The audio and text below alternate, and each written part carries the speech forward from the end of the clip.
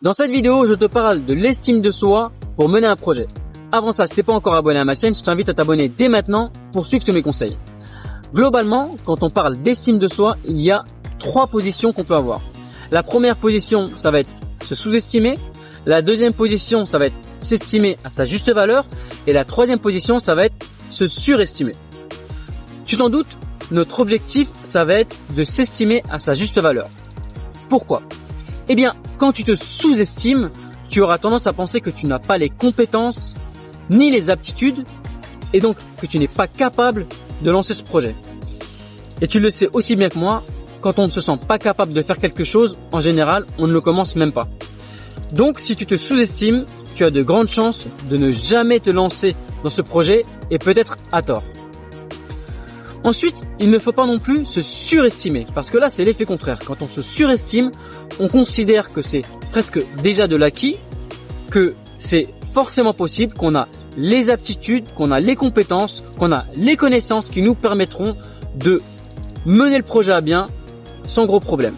Or, très souvent, dans la pratique, c'est pas du tout le cas. Quand on mène un projet, on a des difficultés, on rencontre des obstacles qui sont parfois beaucoup plus grands que ce qu'on attendait.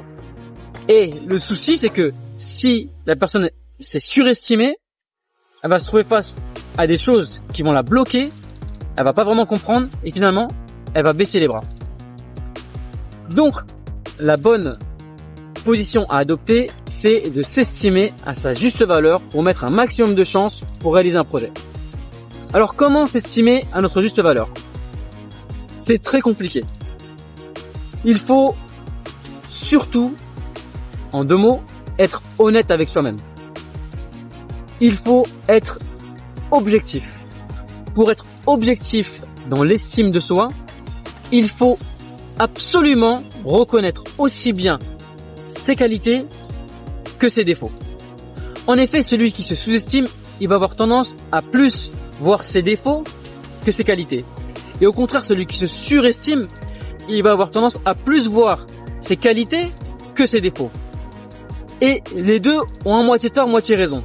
Il faudrait vraiment avoir un peu des deux pour voir aussi bien tes qualités que tes défauts. Et ça vraiment, ça sera une clé qui te permettra de t'estimer au mieux à ta juste valeur.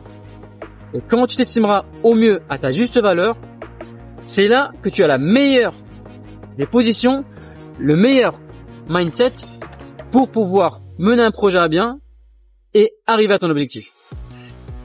Je le reconnais, c'est un sujet assez compliqué qu'on peut pas vraiment traiter en quelques minutes, mais je pense que tu as compris l'idée.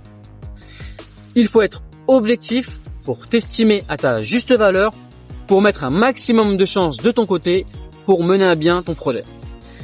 J'espère que cette vidéo t'a plu. Si c'est le cas, mets un j'aime, abonne-toi si c'est pas encore fait, dis en commentaire ce que tu en penses, pose-moi des questions si tu en as, et je te dis à très bientôt pour la prochaine vidéo.